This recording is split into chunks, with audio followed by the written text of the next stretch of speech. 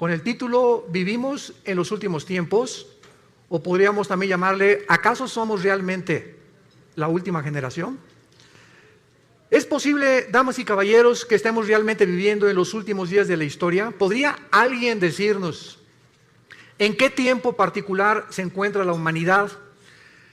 Haciendo a un lado todas las profecías falsas que han existido de Nostradamus y de los falsos profetas y astrólogos, etcétera, etcétera, tengo en mis manos un libro que se llama la Biblia, que es el primero que fue traducido, el primero en haber sido impreso en la imprenta de Gutenberg, y el libro con los registros más antiguos de historia, geografía, antropología, química, física, genética, literatura, poesía y las disciplinas académicas que tú me quieras mencionar. Y este libro es precisamente nuestro, podríamos decir, nuestro GPS, nuestro Waze, nuestro manual, nuestra guía que Dios nos dejó, porque si Dios existe, no nos creó solamente y nos dijo, pues ahí se multiplican y fructifiquen, y ahí, ¿verdad?, al morir se van a quedar en la tumba, y cada quien viva como quiera, las leyes morales háganlas ustedes, porque ustedes no son diferentes a los animales. Pero en la Biblia encontramos todo lo contrario a lo que las corrientes filosóficas a través del tiempo han tratado de influir a través de los medios de comunicación, de las universidades, a nosotros y a nuestros hijos, que somos el producto de una evolución, de una selección natural, que no somos diferentes a los animales y que no tiene ningún sentido ni propósito la vida. Esto es lo que se llama el materialismo, el humanismo, el hedonismo, donde el ser humano, en un relativismo total en el cual vive ahorita en el siglo XXI, cada quien hace lo que bien le parece según sus ojos. Pero tenemos este libro maravilloso como el testimonio que Dios nos da para que nosotros podamos saber nuestro barco hacia dónde se está dirigiendo. Y al comprobar, como lo vamos a hacer esta mañana, que las profecías de los profetas hebreos de hace cientos y cientos de años anunciaron con muchísima anticipación antes de que llegáramos a la culminación del siglo XX y siglo XXI, que fue en el siglo XX donde entramos ya, como lo vamos a demostrar, a la última generación, demuestra que este libro es verdaderamente la palabra de Dios. Hace 2500 años hubo un profeta llamado Daniel, que cuando el rey Nabucodonosor, rey de Babilonia, que es actualmente la nación de Irak, hay las naciones que se encuentran actualmente en el mundo, en la Biblia aparecen con otros nombres que fueron cambiados a través del tiempo. Babilonia, ¿verdad?, es ahorita Irak. Por eso el presidente de Irak hace algunos años, Saddam Hussein, quería reconstruir Babilonia como lo hizo Nabucodonosor. Irán, por ejemplo, la nación de Irán aparece en la Biblia con el nombre de Persia, porque en 1935 se le cambió el nombre de Persia a Irán, o a la República Islámica de Irán. Y así encontramos que geográficamente, históricamente, la Biblia es absolutamente cierta y sin ninguna duda de que haya algo en la Biblia arqueológico, histórico, genético, físico, que se pueda contradecir. Todo lo contrario. Cada vez que la ciencia avanza, siempre acaba diciendo, y la Biblia tenía la razón. En el libro de Daniel, capítulo 8, por ejemplo, comenzamos a encontrar varias profecías acerca que se le dieron a este muchacho que tenía 17, 18 años, cuando fue llevado exiliado a Babilonia o a Irak, hace 2600 años para ser precisos. Y a este muchacho se enfrentó con entidades espirituales que la Biblia le llama ángeles. La Biblia nos revela que estamos rodeados de un mundo invisible, un mundo espiritual, donde entidades espirituales se hacen visibles y toman las formas de seres humanos. La Biblia nos muestra que el mismo Dios, Jehová, en Génesis 18, se hizo humano y se le apareció a Abraham como un ser humano. Y muchas personalidades en la Biblia hablaron y tuvimos enfrente a Dios. Pero como a Dios en su gloria no se le puede ver, Él tuvo que tomar una forma como nosotros para poder tener comunión, caminar con nosotros. Y esto es algo sorprendente en la Biblia, de que estos enviados de Dios hayan podido dar el testimonio de las cosas que nos rodean con cientos de siglos de anticipación. Por ejemplo, en Daniel 8, versículo 17, se le dijo a Daniel, la visión es para el tiempo del fin. O sea, las profecías que se le dieron claramente es para un tiempo del fin. Vayamos a ver más adelante cuál es este tiempo del fin. Versículo 19, y le dijo el ángel, yo te enseñaré lo que ha de venir al fin de la ira, porque esto es para el tiempo del fin. En otras palabras, el mundo va a llegar a un punto de degradación, de depravación moral tan grande que va a acarrear inmediatamente el juicio y la ira de Dios. Y lo que estamos viendo, como lo vamos a ver a continuación, insisto, no son más que síntomas de que estamos en un mundo a punto de naufragar. El planeta Tierra está enfermo con una enfermedad terminal de pulmonía. Todo está infectado, el planeta Tierra está tosiendo, ya tiene un cáncer el planeta Tierra en el agua, en el aire, en la comida, etcétera, etcétera, donde nosotros lo hemos hecho y donde la humanidad, desgraciadamente, muy tarde está tratando con el famoso, ¿verdad?, clima social y cambiar la forma de lo que existe, de la atmósfera, porque ya no es tiempo, el mundo se encuentra en un punto en el que ya no tiene regreso. En el capítulo 10 de Daniel, el ángel le vuelve a Daniel a decir en el versículo 14 estas palabras: he venido para hacerte saber lo que ha de venir a tu pueblo en los últimos días, porque la visión es para estos días. Capítulo 12, versículo 4, le dice el ángel a Daniel: Daniel, quiero que estas palabras las selles hasta el tiempo otra vez del fin. Muchos correrán de aquí para allá y el conocimiento se aumentará. Y en el versículo 9, él respondió: anda, Daniel, porque estas palabras están cerradas y selladas hasta el tiempo del fin. Vamos a ver más tarde que esta profecía se cumplió en el siglo XX. Veamos ahora el testimonio de Jesucristo y los apóstoles. ¿Qué fue lo que Jesucristo, mientras estuvo aquí en la tierra hace 2000 años, aportó para poder nosotros tener el conocimiento de que Él quería que supiéramos en qué tiempo nos encontramos? Nadie sabe el día y la hora en el que Él va a regresar. Y cualquier profecía que vean ustedes en las redes sociales, que Jesús viene, o que va a haber un temblor dentro de 2 meses, o que va a pasar esto, son tonterías de personas que quieren atraer a las redes sociales seguidores para causar controversia y pueda despertar en ti la conciencia del interés. Aquí tenemos la Biblia, no tenemos que acudir a las redes sociales para saber qué es lo que está pasando en el mundo. Jesucristo, en el Monte de los Olivos, en el famoso Sermón del Monte, capítulo 24 de Mateo, dijo estas palabras cuando los discípulos le preguntaron, estando sentado en el Monte de los Olivos, diciéndonos: dinos cuándo serán estas cosas y qué señal habrá de tu venida y del fin del siglo. Respondiendo Jesús les dijo: miren que nadie los engañe, porque muchos vendrán en mi nombre diciendo: yo soy el Mesías, o yo soy la persona enviada por Dios, el Salvador, que va a resolver los problemas de la humanidad. Y a muchos van a engañar. Oirán de guerras y rumores de guerras. Miren que no se turben, porque es necesario que todas estas cosas acontezcan, pero aún no es el fin. Se levantará nación contra nación, reino contra reino, y habrá pestes, hambres y terremotos en diferentes lugares, y todo esto será el principio de los dolores. Damas y caballeros, desde que Caín mató a Abel, hace aproximadamente 6000 años de historia, que es la que la humanidad tiene, de acuerdo a la Biblia, nunca ha habido una época en la historia que no haya habido guerras. De acuerdo al Instituto para la Investigación de la Paz en Suecia y Estocolmo, de los aproximadamente 6000 años que tenemos de historia, solamente han habido 25 años de paz. En 6000 años de historia del ser humano, solo hemos tenido 25 años de paz. O sea, la historia de nosotros es una historia de guerras. Continuamente, generación tras generación, revoluciones, golpes de estado, etcétera, etcétera. Pero el ser humano vive contra el ser humano. Somos autodestructivos.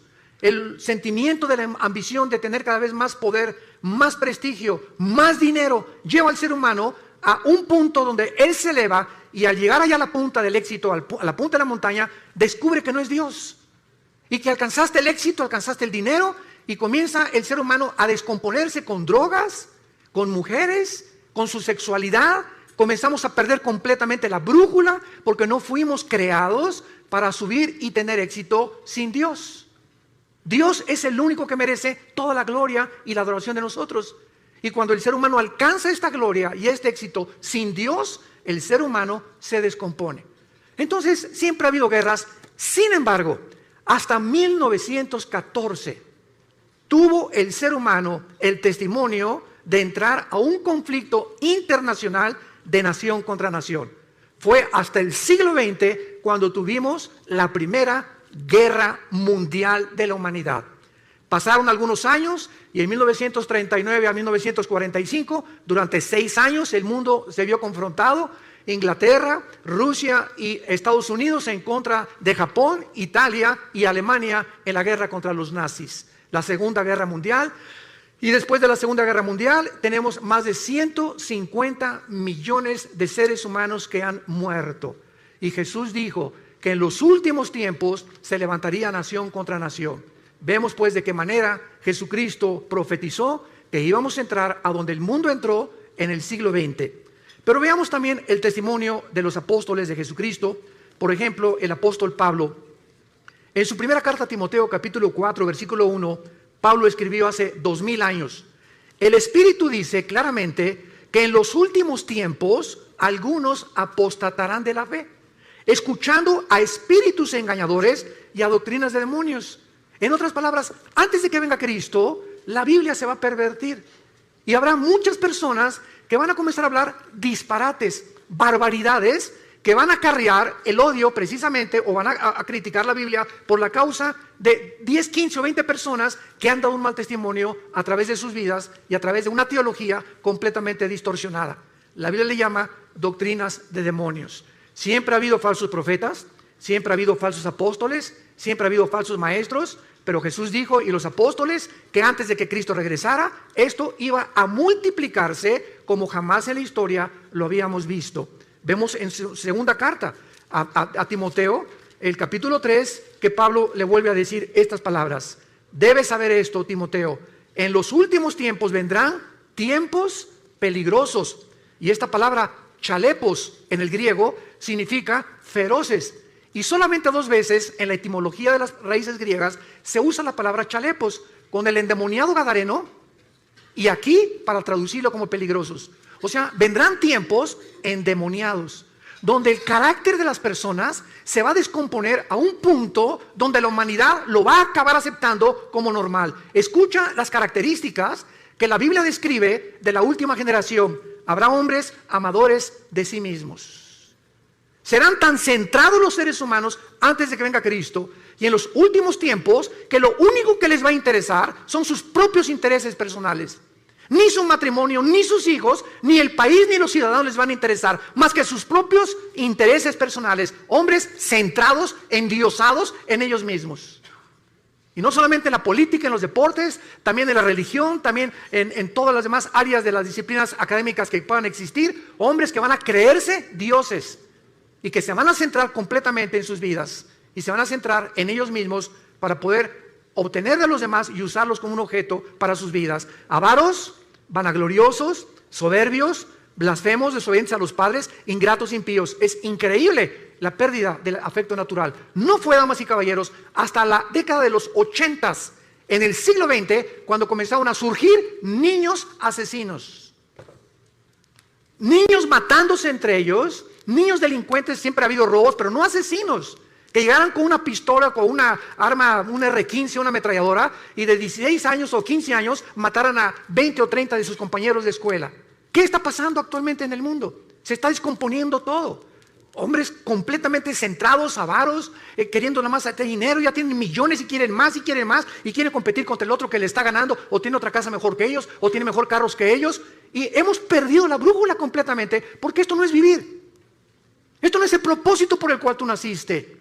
Tú y yo nacimos para conocer a Dios, para entender que de tal manera te ama Dios, que nos dio a su Hijo Jesucristo, para que pudiéramos creer en Él y no perdernos, mas tener la vida eterna. El apóstol Pedro también menciona acerca de los últimos tiempos, y el apóstol Pedro dice lo siguiente, sabiendo primero esto, segunda de Pedro capítulo 3, que en los últimos tiempos vendrán burladores, andando en sus propias pasiones desordenadas, y diciendo y criticando a los demás, ¿dónde está la promesa que Jesucristo iba a regresar? Porque desde el día que los padres durmieron, todas las cosas permanecen como desde el principio de la creación. Pedro dice, antes de Cristo se multiplicarán los que van a perseguir al cristianismo, a la Biblia y a Dios. Y nunca como en nuestra época ha habido tantos burladores, y lo más coincidencial es, como les he platicado yo, cuando tenemos conferencias con los alumnos de universidad, ¿por qué creen ustedes que la Biblia y Jesucristo es el objeto de la persecución? Vean ustedes las películas de Hollywood y cuando algo pasa dicen Jesus. ¿Por qué es el nombre de Jesús el que expresan cuando se encuentran en dificultad o cuando matan a alguien? O Jesus Christ o Jesucristo. ¿Por qué Marilyn Manson, el cantante del heavy metal o del rock pesado, cuando predica acerca de sus mensajes, agarra un pollo y le arranca las plumas y agarra sangre y le escupe sobre la Biblia. ¿Por qué Madonna en sus conciertos se revuelca y dice que es sobre la sangre de Cristo? ¿Por qué no sobre Mahoma? ¿Por qué no es el libro del Corán el objeto del odio del mundo? ¿Por qué tiene que ser Cristo, el cristianismo y la Biblia? ¿Por qué? Porque es el único libro de los billones que existen en las librerías que contiene verdades absolutas. Es el libro que contiene verdades absolutas. Vivimos un relativismo espantoso donde la gente ya no sabe qué es verdad y qué no es verdad. Y el apóstol Juan, finalmente, habla también acerca del último tiempo en su primera carta, capítulo 2, mencionando que el último tiempo aún no llegaba, pero que ya era el último tiempo y que el anticristo no tarda en surgir en el mundo. Por eso conocemos que es el último tiempo. Damas y caballeros, nunca en la historia el mundo se había encontrado tan cerca para ser gobernado por un solo hombre. La tecnología que explotó y el conocimiento que explotó en el siglo XX, como lo vamos a ver, es impresionante, donde hemos llegado a una generación donde es posible el famoso globalismo o un solo gobierno mundial, que es el anhelo desde que el presidente Bush, el Papa Juan Pablo II comenzaron a promoverlo, que el mundo necesita un globalismo, necesitamos un gobierno mundial, una administración total por las naciones de Europa, necesitamos alguien que traiga paz y orden en el mundo, para que ya no esa lucha ahorita, Rusia, Siria, Irán y Turquía en contra del occidente, en contra de la OTAN, en contra de Europa, y el petróleo usarse como chantaje para poder de rodillas a Europa, etcétera, etcétera. El presidente Trump era aislando completamente a Estados Unidos de todos los demás en un proteccionismo que es la nueva política actual en el mundo, y vemos así los gobernantes en el mundo buscando cada quien sus propios intereses personales, sin darse cuenta que vivimos en un mundo tan interconectado que ya no podemos ninguno de nosotros separarnos los unos de los otros. Veamos nosotros a continuación una de las verdades más grandes que encontramos en la Biblia acerca de lo que estamos hablando. ¿Cómo podemos estar seguros entonces de que nuestra generación, la que tú y yo estamos viviendo, es la última?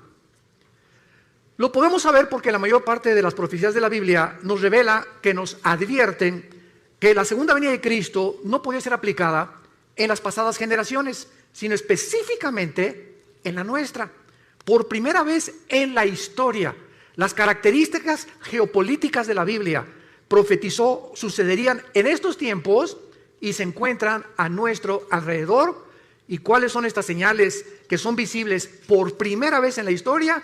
Número 1, el aumento del conocimiento que el profeta Daniel anunció hace 2600 años. Daniel capítulo 12, versículo 4. Daniel, en los últimos tiempos, muchos correrán de aquí para allá y el conocimiento se aumentará. Veamos a continuación, damas y caballeros, que desde Adán y Eva hasta el siglo XX saltamos del burro al motor de gasolina. Lo que en más de 5.500 años no se descubrió fue en el siglo XX cuando explotó el conocimiento y cuando brincamos del burro al motor de gasolina, por lo que no se inventó o se descubrió en 5.000 años. 1903, los hermanos Wilbur Wright, norteamericanos, realizan la primera tentativa de volar. 1929, Alejandro Fleming, médico, descubre la penicilina. 1945, el doctor Enrico Fermi y el doctor Oppenheimer, italiano e alemán respectivamente, bombardean el uranio 235, produciendo por primera vez lo que se conoce como la fisión nuclear, que dio como consecuencia la construcción de la primera bomba atómica, soltada en el puerto de Hiroshima y Nagasaki en Japón en 1945. 1954 es botado el primer submarino nuclear de Estados Unidos. 1957 es lanzado por Rusia el primer satélite al espacio. 1969, el hombre pisa la luna. 1973, la primera plataforma espacial es puesta en el espacio. 1975, se fabrica la primera PC. 1983, los primeros teléfonos celulares. 1991, se desarrolla la red de Internet. En 1913, el primer carro modelo Ford T corría 40 kilómetros por hora. Ahora hay carros que desarrollan 300 kilómetros por hora y naves que desarrollan 3.400 kilómetros por hora.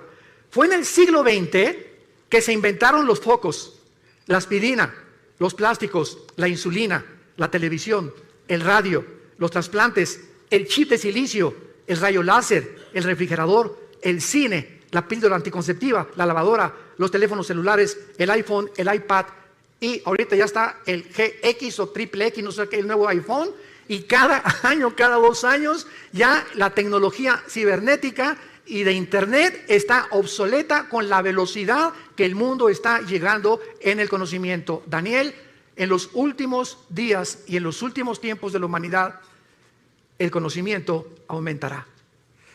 ¿Por qué Dios nos quiere dar esta llave del conocimiento? O sea, ¿por qué fue hasta el siglo XX que todas estas cosas sucedieron?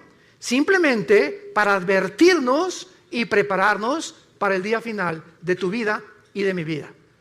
Y si Jesucristo no regresa mañana, el día que tú mueras, tal vez saliendo en este teatro puedas morir un ataque al corazón, una embolia cerebral, no sé, ninguno de nosotros tenemos comprada nuestra vida. Es un hilo en el cual en cualquier momento se puede romper. Dios no quiere que tú mueras en tus pecados. Dios no quiere que pases la eternidad en un lugar que Jesucristo llamó el infierno. Y te puedes burlar todo lo que quieras, pero estas palabras son fieles y verdaderas. Dios quiere que sepamos en qué tiempo nos encontramos para que preparemos a nuestros hijos, para que preparemos nuestro matrimonio, para que tomemos a Dios en serio. La vida no solamente es hacer dinero y triunfar en los negocios, en el canto, en la belleza, en el deporte, en la publicidad. La vida es alrededor de un hombre llamado Jesucristo. Y si no es el eje de tu vida Jesucristo, vives una vida exactamente igual a la de los animales. Las vacas se levantan en la mañana y duermen, pastan todo el día, comen y cenan y vuelven a dormir. ¿Así es tu vida también? ¿Tienes años haciendo lo mismo? Tus pensamientos simplemente son negocios, dinero, cómo aumentar, y vas a llegar a los 50, a los 60 años de edad y olvidaste tu salud, olvidaste tu alimentación y el dinero que ganaste, vas a llegar con 5 o 6 enfermedades que no vas a poder disfrutar ni a tus hijos ni a tus nietos, porque no supiste realmente que vivir es un arte, como decían los chinos. Si no aprendes el arte de vivir, has vivido igualito que un animal. ¿Por qué nos abrió Dios el conocimiento a estos tiempos? Porque dice Lucas capítulo 21, versículo 34. Jesús dijo: miren ustedes que vuestros corazones no se carguen de glotonería y embriaguez y de los afanes de esta vida. Y venga de repente sobre ustedes ese día. ¿Cuál es ese día? Los tiempos que estamos viviendo. Porque como un lazo vendrá sobre los que habitan la tierra. Velen pues en todo tiempo para que sean tenidos por dignos de escapar de todas estas cosas que vendrán y estar en pie delante del Hijo del Hombre. Damas y caballeros, solamente para poder confirmar y ponerle el sello a este conocimiento, miren lo que ha pasado, ya no en el siglo XX, en los últimos 10 años. Escucha esto: Netflix hizo que ya casi no queden videoclubs y que vaya mucha gente menos al cine. Booking tiene en jaque a las agencias de turismo. Google inutilizó las páginas amarillas. WhatsApp amenaza a los operadores de telefonía física, fija y celular. Las redes sociales a los medios de comunicación. Uber a los taxistas. Los smartphones condenaron a las casas de fotografía. El Zipcar hace la vida imposible a las compañías de alquiler de vehículos. Tesla pone en duda el futuro de los automotores. El email, el correo electrónico, ha complicado a los correos postales. Waze acabó con los GPS. La nube hace cada vez más inútiles a los pendrives. YouTube ha puesto en riesgo a las empresas de televisión. Facebook está matando completamente a todas las portales del contenido. Wikipedia mató a los diccionarios y a las enciclopedias. ¿Cuánto tiempo piensas que va a durar el empleo o la robotización a la que el mundo ha entrado actualmente en los últimos 10 años? En Estados Unidos, ya en cualquier autopista que vas, ya no hay nadie que te cobre la cuota por la autopista, son robots. Son cámaras de televisión y te llega el recibo a tu casa por correo. En la mayor parte de las compañías están eliminando a los empleados para poder usar robots y poder tener más medios las compañías de enriquecimiento, desplazando a los empleados, a los seres humanos. Hemos entrado a un programa y a un proyecto del mundo donde, vuelvo a repetir, cada quien está viendo sus propios intereses nada más, desplazando a miles de personas sin trabajo, rebajando los sueldos por todos lados. ¿Para qué? Para que el mundo entre exactamente al punto emocional y sentimental al que hemos entrado. La Clínica Mayo en Rochester, en Estados Unidos, y el Hospital Hopkins, que son las dos instituciones más prestigiadas en la medicina del siglo XXI, acaban de coincidir hace algunos años que el factor principal de las enfermedades físicas y mentales del ser humano del siglo XXI se llama el estrés. El estrés es la enfermedad del siglo XXI. El ser humano vive en una un estado de intranquilidad, de inseguridad, de preocupación, de rencores no perdonados, de odio contra los demás, de antisocialismo completamente contra los demás. El ser humano vive oprimido en el siglo XXI, no tiene paz, dice la Biblia. Y hace 2000 años Jesús, previendo que el ser humano llegaría al punto del estrés, donde se han recetado más de 650 billones de pastillas Valium, Prozac, todas las tranquilizantes en los últimos 2 años, es porque el mundo no tiene paz. Y hace 2000 años Jesús nos dio la medicina para el mundo que vivimos actualmente, que no son las pastillas tranquilizantes. Jesús dijo: mi paz les dejo, mi paz les doy. No como el mundo la da. En el mundo no vas a encontrar en paz. En el mundo vas a encontrar desilusiones, persecución, críticas, calumnias, etcétera, etcétera, odio, envidias de la gente. ¿Por qué? Porque el corazón del hombre está en guerra contra Dios. Hasta que no hagamos la paz con Dios por medio de la cruz, en la que Jesús abrió sus manos hace 2000 años, tu vida no va a tener paz, ni la mía tampoco, porque Jesús hizo la paz entre Dios y nosotros por medio de su sangre en esa cruz. Veamos nosotros, en segundo lugar, otra razón por la cual nos encontramos en la última generación. Hace 2500 años, un profeta llamado Zacarías en la Biblia escribió estas palabras anunciándonos lo que sucedió en 1945, y dice así: Zacarías 14, versículo 12: esta será la plaga con que herirá Jehová a todos los pueblos que pelearon contra Jerusalén. La carne de ellos se corromperá estando sobre sus pies, se consumirán en la cuenca sus ojos, la lengua se les deshará en su boca. En 1942, el doctor Oppenheimer y Enrico Fermi fueron los líderes del equipo científico que desarrolló la primera bomba atómica en Los Álamos, Nuevo México. Los Estados Unidos, Canadá y la Gran Bretaña se unieron a un plan ultra secreto que se llamó el Proyecto Manhattan, con el propósito de desarrollar armas atómicas.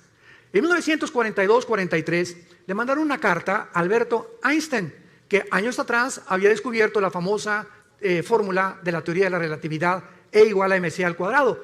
La energía es igual a la masa por la velocidad de la luz al cuadrado. Y cuando Einstein recibió la carta invitándolo al Proyecto Manhattan, él le mandó una carta al presidente de Estados Unidos diciéndole: yo no puedo colaborar en un proyecto donde yo estoy seguro que al bombardear el uranio 235 y producir la fisión nuclear, el hombre la va a usar para el beneficio de la humanidad. Yo lo quiero anunciar sin ser profeta, dijo Einstein: esta fisión nuclear se usará para destruirnos y vamos a acabar otra vez como comenzó el mundo, con palos y con piedras, porque estamos a punto de destruirnos. Bueno, el 6 de agosto de 1945, a las 8:15 de la mañana, Estados Unidos lanza a una altura de 500 metros, porque la bomba atómica no cae en tierra y explota a 500 metros de altura, sobre el avión Enola Gay, un bombardero B-52. Y pasó Estados Unidos sobre este puerto, sobre Hiroshima, y explotaron la bomba atómica, que medía aproximadamente 3 metros, pesaba 4 toneladas, portaba uranio 235, y la bomba atómica tenía la capacidad nuclear de 20 kilotones. Un kilotón equivale a 1 tonelada de dinamita. 3 días después, el 9 de agosto, sueltan la segunda bomba atómica sobre Nagasaki. El avión B-29 Enola Gay explota y destruye a un radio de aproximadamente 25 kilómetros y mueren más de 150,000 japoneses. Y lo que profetizó Zacarías, que vendría el tiempo cuando habría una explosión donde las cuencas de los ojos se les iban a deshacer y la lengua se les desharía en su boca, cuando ni siquiera la pólvora estaba siendo usada hace 2500 años, sucedió en agosto de 1945. Él estaba anunciando las consecuencias de las radiaciones, porque cada partícula de la bomba atómica tiene 200 sustancias radioactivas. Un minúsculo granito de la bomba atómica que llegue a tus ojos, o que se le metiera a sus oídos, o que entra por las narices o por la boca, es suficiente para producirte cáncer y una muerte en menos de 6 meses. Si estas bombas tenían 20 kilotones o 20 toneladas de dinamita, quiero decirles a ustedes que actualmente la bomba de hidrógeno que se fabricó en 1952 tiene el potencial de 500 millones de kilotones. Y actualmente los misiles que están en los submarinos Titanium, los submarinos que tiene Rusia apuntando hacia Estados Unidos en el Pacífico y Estados Unidos apuntando hacia Rusia, cada submarino tiene 5 o 6 misiles y cada misil con el potencial nuclear de poder destruir 3 ciudades en 30 segundos. Damas y caballeros, nunca en la historia ha habido una generación como la que estamos viviendo, en la que podemos ya destruirnos y cualquier loco es suficiente para que apriete un botón y vuele el mundo entero. Somos la primera generación que ha alcanzado este potencial para destruirnos con la era nuclear en la que estamos viviendo. Amenazas como la de Norcorea, amenazas como la de Rusia, amenazas como la de Irán, amenazas como la de todos los países que tienen ahorita, como la India, Gran Bretaña, Francia, Estados Unidos, poder nuclear. En cualquier momento, cualquier loco vuela el mundo. O entramos en conflicto, si bombardean Estados Unidos, tiene que entrar México. Si Estados Unidos bombardea Europa o bombardea Corea del Norte, si hace un conflicto que la Biblia profetizó, que en la primera próxima guerra van a morir la 1/4 parte de la humanidad. 4º sello del Apocalipsis capítulo 6. Somos ahorita aproximadamente 8,000 millones de seres humanos. De acuerdo al último almanaque mundial, 8,000 millones de seres humanos. Una 1/4 parte, estamos hablando que morirían 2,000 millones de personas. Si tú cuentas ahorita cuántas gentes hay de Alaska hasta la Patagonia en Argentina, en Sudamérica, alcanzamos aproximadamente a ser los 1,100, 1,150 millones de personas. En otras palabras, en la próxima guerra desaparecería todo el continente americano, incluyendo la Ciudad de México y satélite. Y esto puede suceder, tú te puedes levantar en la mañana. Yo me acuerdo en el 2001, el 11 de septiembre, me levanté en la mañana, alguien agarró el teléfono, prende la televisión, eran las 9:15 de la mañana, 9:10 más o menos. ¿Qué está pasando? Fíjate que un avión se estrelló contra una de las Torres Gemelas en Nueva York. Me quedé impactado, ¿verdad? Qué tremendo se ve cómo entra el avión. Y pasaron 18 minutos aproximadamente cuando el segundo avión se estrella. Cuando yo vi que el segundo avión se estrellaba, lo pude intuir inmediatamente. Esto no es un accidente, esto es un ataque terrorista. Miles de personas se levantaron el 11 de septiembre del año 2001, se pusieron la corbata. Mi amor, darles un beso a los niños, me voy a trabajar. Se fueron a trabajar, a la 1 recojo a los niños en la escuela, nos vemos en la tarde, mi amor. Más de 3,000 personas que murieron en las Torres Gemelas nunca supieron que ese día no iban jamás a volver a ver a sus hijos, a su esposo ni a su esposa. ¿Quién se iba a imaginar que en una torre un avión se iba a estrellar contra ellos? Damas y caballeros, así es la vida. Estamos en un hilo colgando todos nosotros. Es impredecible lo que pueda suceder en cualquier momento. Por eso la Biblia dice, prepárate para encontrarte con tu Dios. La vida es más que hacer dinero, más que el éxito, más que lo que estás haciendo. Entiende, necesitamos regresar a la cruz, hacer a Dios nuestro Salvador, vivir para Él, darles un legado a nuestros hijos de honestidad e integridad para que puedan ellos comprender que la vida es mucho más que lo que les hemos enseñado equivocadamente durante tanto tiempo. Y vemos nosotros la tercera señal que yo considero la más grande de todas, de que nos encontramos en la última generación, en el libro de Amós, capítulo 9, en el Antiguo Testamento, versículos 14 y 15.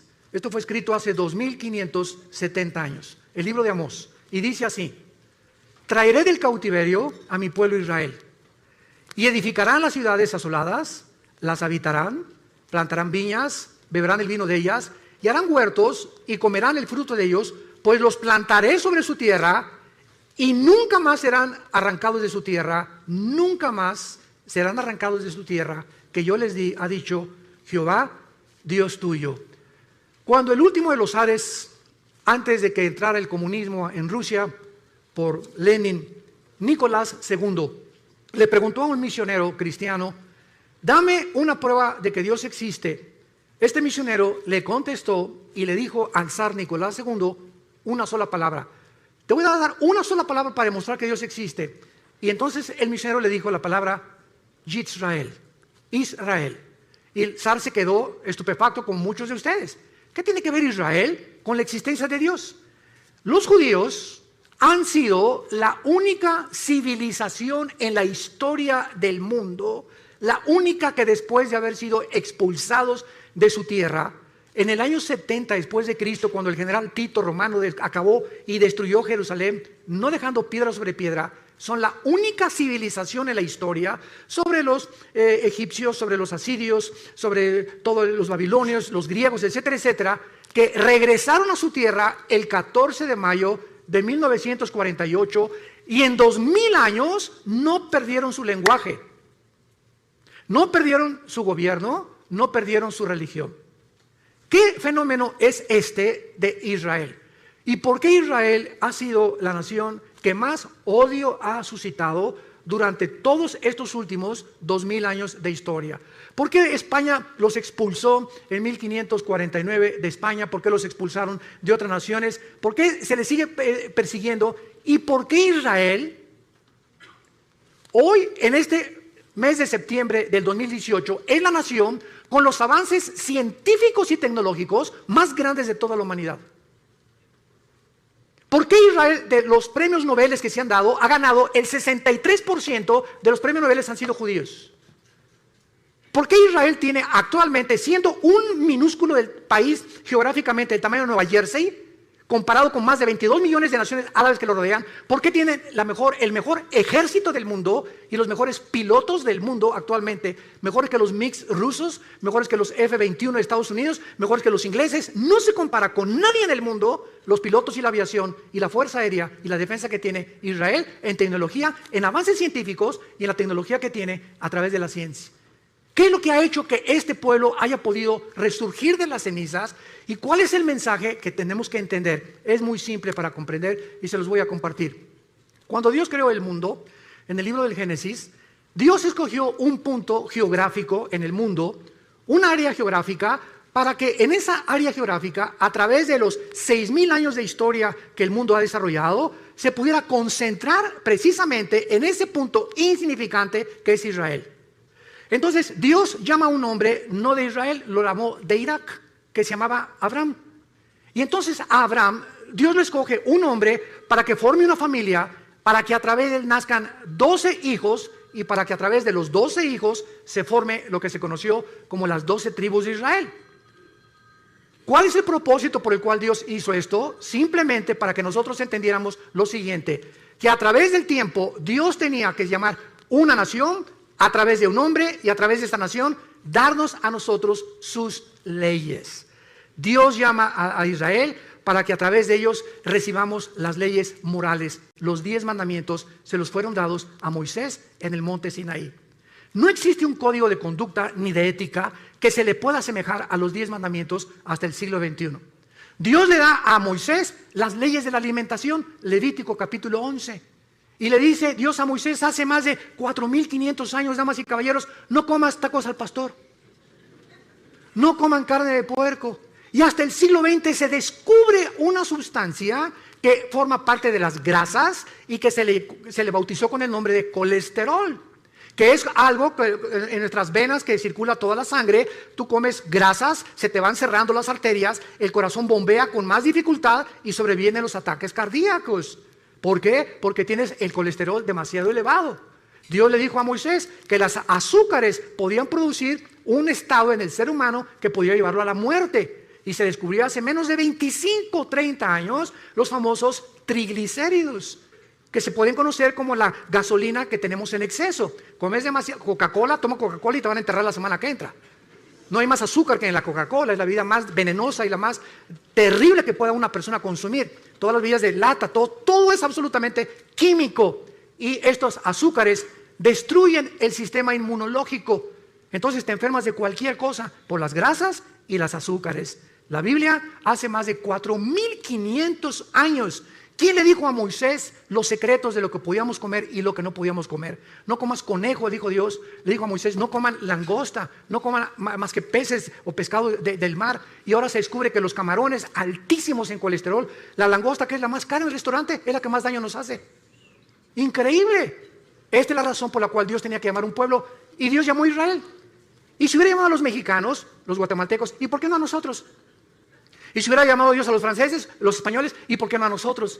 La cuestión es que Dios es soberano y Él llamó un pueblo y Él escogió a este minúsculo, insignificante pueblo que hasta el 48 pudo regresar a su tierra para que a través de ellos tuviéramos las leyes morales, las leyes de ética. Y es a Moisés a quien Dios le da. Escuchen, abogados que nos visitan, el derecho no tuvo su origen en Roma, que el derecho romano, que Grecia. El derecho fue establecido y los principales artículos del derecho fueron dados a Moisés hace más de 4500 años en el libro de Deuteronomio, capítulo 1. Quiero leerte lo que Dios le dijo a Moisés, si eres abogado, hace 4500 años. Escucha estas palabras. Dios le dice a Moisés, manda a tus jueces que entre tus hermanos juzguen justamente, entre el hombre y su hermano y el extranjero. No hagan distinción de persona en el juicio. Así al pequeño como al grande oirán. No tengan temor de ninguno, porque el juicio es de Dios y la causa que les fuere difícil la traerán a mí y yo lo oiré. Dios establece el principio de lo que se conoce actualmente y es el símbolo de la abogacía, la mujer con los ojos vendados, con una espada en la mano y una balanza en la mano izquierda. ¿Qué implica esto? Que el que imparte justicia, llámese ministerio público, llámese diputado, llámese senador, gobernador o presidente de la república, no puede ver nadie a quien está juzgando, si es rico, si es pobre, si es ciego, si tiene dinero, si tiene influencias o no tiene influencias. El juicio tiene que impartirse de una forma equitativa, sin ver a la persona que estamos juzgando. La espada representa la justicia y la balanza, el balance con el cual tenemos que juzgar. Dios estableció esto antes que Roma. Dios estableció las leyes morales, las de la comida y las de los gobiernos civiles, antes de que nosotros pudiéramos ni siquiera formar los gobiernos. Aquí está todo en la Biblia, la palabra de Dios. Pero regresamos con Israel. En la profecía de Amós le dice Dios: regresarán ustedes del cautiverio y edificarán las ciudades, las habitarán y plantarán el vino de ellas. En el año 70 después de Cristo, el emperador Domiciano, después de Vespasiano, padre del general Tito Romano, llega a Jerusalén y arrasó Jerusalén. Desde el año 70 hasta el 14 de mayo de 1948, los judíos fueron dispersados por el mundo entero. Y ahorita hay judíos que son mexicanos. El apellido Pérez, por ejemplo, es judío. No es de Xochimilco. González, casi todos que terminan en EZ tienen origen judío. Hay judíos que no lo saben, mexicanos, guatemaltecos, hondureños, españoles, etcétera, etcétera, porque se mezclaron con el mundo entero, las 10 tribus principalmente de Israel. Y el 14 de mayo, después de la Segunda Guerra Mundial, cuando el mundo ve los horrores de los nazis y lo que hicieron con los judíos, que mataron a más de 6 millones, hasta este momento los mismos sociólogos, los psiquiatras, los psicólogos, los neurólogos no han podido, en todos los libros que he leído y que he buscado, que nadie tiene la respuesta. ¿Por qué Hitler, teniendo de enemigos a los ingleses, a los americanos y a los rusos en el este, se olvida de sus verdaderos enemigos y se voltea con un pueblo que no tenían armas, que no tenían defensa, que no tenían nada, que se llaman los judíos, con un odio, como decimos en México, odio jarocho? Y ven para acá Himmler, la solución final, campos de concentración. ¿Por qué veía Hitler a los judíos como el enemigo más grande del nazismo? Cuando no tenían ni nación. ¿Qué fue lo que movió a este hombre a desarrollar el proyecto de la solución final? Nadie te lo contesta más que la Biblia. Hitler era una persona que tenía contacto con demonios. Himmler era una persona que asistía completamente a reuniones de brujería. Les hicieron limpias a ellos. Tenían un contacto impresionante con el mundo del ocultismo. Y casi todos los budistas que encontraron en la Segunda Guerra Mundial, cuando el general Douglas MacArthur llega a Berlín y encuentran a Hitler que se mata y que se suicida con Eva Braun, su esposa, estaban cadáveres de monjes budistas en Berlín, ahí junto, enterrados, y otros en las calles. Y la pregunta es, ¿por qué Hitler mandó a traer a los monjes budistas a Alemania? Porque le dijeron a Hitler que en la sociedad del Thule, que se encontraba en los montes Himalayas, ahí los ángeles habían bajado y le habían dado al hombre el conocimiento de que la raza aria, que es la que soñó Hitler, la raza blanca, los güeros, tenía que dominar el mundo y los demás tenían que morir. Vean ustedes los demonios que tenía este hombre, Adolfo Hitler. Y la Biblia nos explica por qué desde antes de que los judíos regresaran a su tierra, Satanás, Lucifer, el Dios de este mundo, ya sabía el potencial que si los judíos sobrevivían a la Segunda Guerra Mundial, iban a comenzar a desarrollar las últimas profecías de los tiempos que estamos viviendo. Y en 1945, la Liga de las Naciones, que antes era la ONU, declaran casi 20 votos contra 12 que los judíos regresen a su tierra. El 14 de mayo de 1945, a las 5:30 de la mañana, David Ben Gurión, el primer ministro de Israel, declara ante los medios de comunicación: somos un Estado libre e independiente después de casi 2000 años. 20 minutos después que Ben Gurión acaba su discurso, los atacan por primera vez los árabes. Y de ahí tenemos la guerra del 73, del 65, la guerra de los 6 días, que ha sido el milagro más grande de la milicia, la guerra de Yom Kippur, y hasta este momento están rodeados ahorita en el Líbano, Hezbollah, el grupo terrorista tiene más de 150,000 misiles que podrían aventar sobre Israel en cualquier momento, pero los escudos antimisiles que Israel ha desarrollado, que ni Estados Unidos ha logrado tal perfección tecnológica, impiden que puedan destruirlos. Y los aviones que las 24 horas del día los israelíes patrullan el cielo para estar vigilando que puedan sobrevivir. Y dice la Biblia, los traeré del cautiverio. Ponle en tu Biblia, 14 de mayo del 48, se cumplió Amós 9, versículo 14. Pero no nos quedamos ahí. A continuación dice, edificarán, plantarán y beberán el vino de ellos. Damas y caballeros, en 1948, cuando los judíos regresaron a Israel, no había un solo olivo plantado. No había un solo árbol plantado. Era un desierto completamente. En menos de 4 años, en 1952, los judíos desarrollan la obra de la ingeniería hidráulica más portentosa, comparado solamente a los jardines colgantes del rey Nabucodonosor de Babilonia, que nadie sabe hasta ahorita cuál fue el secreto de Nabucodonosor para los jardines que fueron la séptima maravilla del mundo. Los judíos desarrollan la plantación de 6 millones de olivos, uno por cada uno que mató los nazis en la Segunda Guerra Mundial. Los plantaré sobre su tierra, beberán fruto y beberán el vino de ellos, y un desierto se convierte en un paraíso, en un huerto del Edén, en 4 años. Y desde el 52 hasta nuestros días, ¿cuántas naciones están tratando de aplastarlos para conquistar el Medio Oriente y echarlos al mar Mediterráneo? Todos los que están a su alrededor, pero la Biblia dice, nunca más serán arrancados. La sobrevivencia de Israel es la prueba más grande que Dios, el Dios de la Biblia, es el Dios único y verdadero. Es el Dios y Padre de Jesucristo, el Dios y Padre de Abraham, de Isaac y de Jacob. Y esta es la razón de la envidia del mundo entero, porque el ser humano envidia a los que prosperan. En Latinoamérica vino la corriente famosa del imperialismo. No es que los pobres en Latinoamérica comenzaron a desarrollar el socialismo, el comunismo, porque son los ricos. Derrotamos a los imperialistas. Ellos son los culpables de nuestra pobreza. Damas y caballeros, el comunismo fue un fracaso. ¿Qué pasó en el 60? ¿Qué fue lo que hizo Castro con Cuba? Derroquemos a Batista, el comunismo, y a los 2 años salieron peor todavía.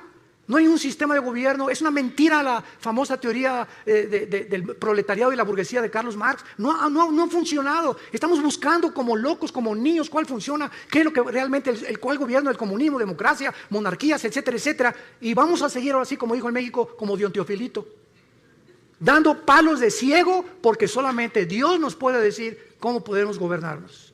El hombre no tiene la capacidad de resolver problemas que van más allá de la capacidad que tenemos para resolverlos. No somos dioses, damas y caballeros, y Dios te invita en esta mañana a que vengas a la cruz, a que te des cuenta que nuestros días están contados. Se viene sobre el mundo una nube como no nos imaginamos. Vienen catástrofes, explosiones, erupciones, tsunamis, tornados, huracanes, terremotos como nunca los habíamos presenciado antes. Síntomas que los caballos del Apocalipsis ya se encuentran en el cielo. Ya están los cascos del Apocalipsis listos a entrar en un terror, en una ola de terror como el mundo jamás la ha visto. Y la Biblia dice que tú no tienes por qué estar aquí cuando estas cosas sucedan. He venido, dijo el Señor Jesucristo, para que tengan vida y para que la tengan en abundancia y sean tenidos por dignos de escapar las cosas que vendrán sobre este mundo. Dios te ha hablado en esta mañana. Dios te pide que vengas a la cruz, que veas a su Hijo con los brazos abiertos diciéndote que te ama. Dios te ama. Dios te ama. Y dio su vida por ti en la cruz. Y Él quiere que nosotros nos volvamos a Él. No somos dioses, hemos hecho el ridículo como administradores de este mundo y tenemos que entender que solo en Él está la respuesta de por qué nosotros vivimos, existimos y por qué vamos a morir. Les pido por unos instantes que inclinen su cabeza ahí desde tu lugar, y a los que ustedes bien les parezca, a los que sientan en su corazón, en su conciencia que estas palabras son fieles y verdaderas, dile tal vez por primera vez en tu vida esto a Dios. Ahí desde tu lugar, dile estas palabras: Señor mío y Dios mío, yo te pido perdón por mi vida. Sé que jamás podría pagar por mis pecados, pero creo que en esa cruz, ahora en la Biblia he descubierto que tú mandaste a tu Hijo Jesucristo a pagar por mí la cuenta pendiente que tenía yo de pecado.